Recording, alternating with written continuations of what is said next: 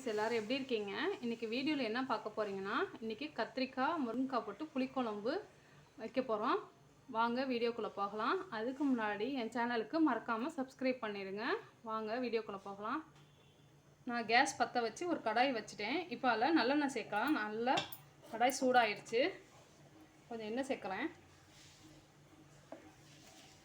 எண்ணெய் நல்லா சூடாகட்டும். எண்ணெய் நல்லா சூடாகிடுச்சு. இதில் கடுகு, வெந்தயம், ஜீரகம் இது மூணுத்தையும் போட்டு தாளிச்சுக்கலாம்.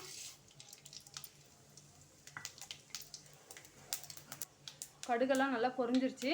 அடுத்தது சின்ன வெங்காயத்தை சேர்த்துக்கலாம்.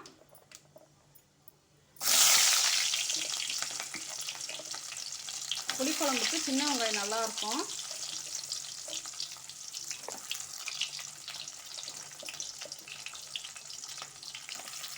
இதையும் நல்லா வதக்கிக்கலாம்.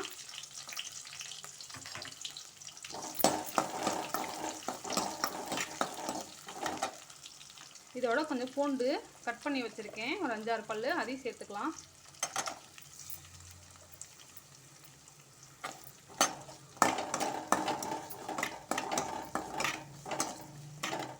இது நல்லா வதங்கட்டும். பூண்டு வெங்காயம் நல்லா வதங்கிருச்சு. அடுத்தது கொஞ்சோண்டு கருவேப்பிலை சேர்க்கலாம். இதோட ஒரு தக்காளியை நான் கட் பண்ணி வச்சுருக்கேன், அதையும் சேர்த்துக்கலாம்.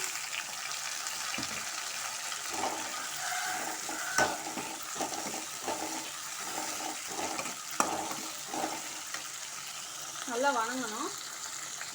வெங்காயம் தக்காளி நல்லா வதங்கிடுச்சு. இப்போ கத்திரிக்காயும் முருங்கைக்காவும் நான் சேர்க்குறேன்.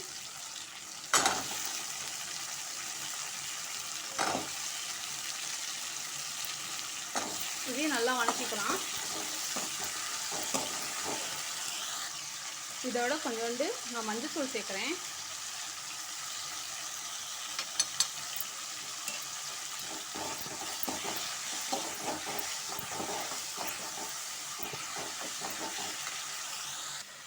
இப்போ கத்திரிக்காய் முருங்கைக்காவோட மிளகாத்தூள் 1 ஸ்பூன் எடுத்துருக்கேன், மல்லித்தூள் 1.5 ஸ்பூன் எடுத்துருக்கேன், கொஞ்சோண்டு சாம்பார் பொடி.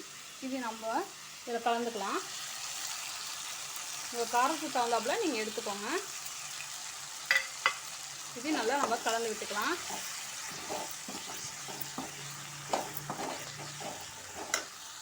இது நல்லா வதங்கிருச்சு. இப்போ நான் புளி தண்ணி கரைச்சி வச்சுருக்கேன், அதை நம்ம சேர்த்துக்கலாம்.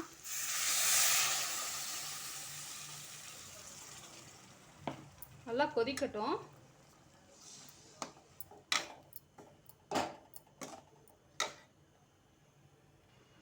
குழம்பு நல்லா கொதிக்கணும். நம்ம அதுக்குள்ளேயும் ஒரு தேங்காய் பேஸ்ட் நம்ம அரைச்சிட்டு வந்துடலாம். இதுக்கு வந்து நான் 1/2 மூடி தேங்காய் எடுத்திருக்கேன், அதில் 4 பல் பூண்டு சேர்த்துருக்கேன்.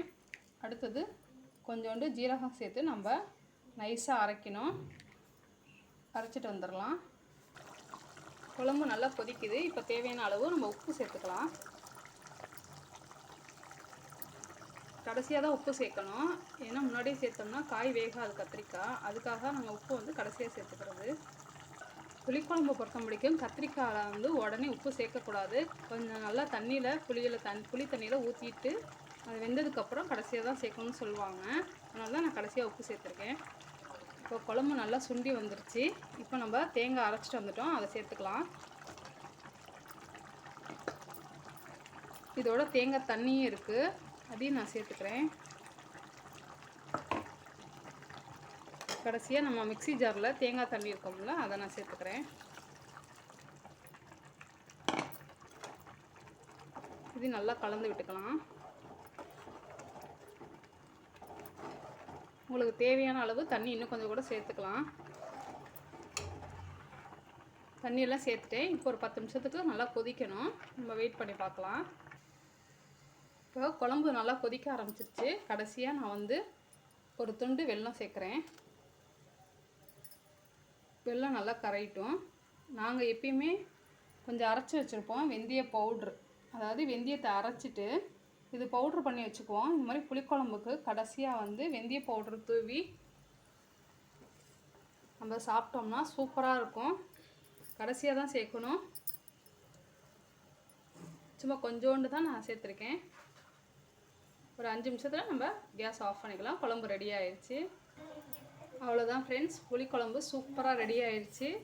இதுக்கு வந்து ஒரு அப்பளமும் முருங்கைக்கீரை பொரியல் இருந்துச்சுன்னு வச்சுக்கோங்களேன், செம்ம டேஸ்ட்டாக இருக்கும், சாப்பிடவே சூப்பராக இருக்கும். நீங்களும் இந்த மாதிரி வீட்டில் ட்ரை பண்ணி பாருங்கள். நம்ம ஒரு நெக்ஸ்ட் பவுலுக்கு நம்ம மாற்றிடலாம். அவ்வளோதான் ஃப்ரெண்ட்ஸ், நம்மளோட புளிக்குழம்பு சூப்பராக ரெடி ஆயிடுச்சு. பிடிச்சிருந்துச்சுன்னா லைக் பண்ணுங்கள், ஷேர் பண்ணுங்கள், மறக்காமல் என் சேனலுக்கு சப்ஸ்கிரைப் பண்ணிடுங்க. நம்ம நெக்ஸ்ட் வீடியோவில் பார்க்கலாம். பாய்.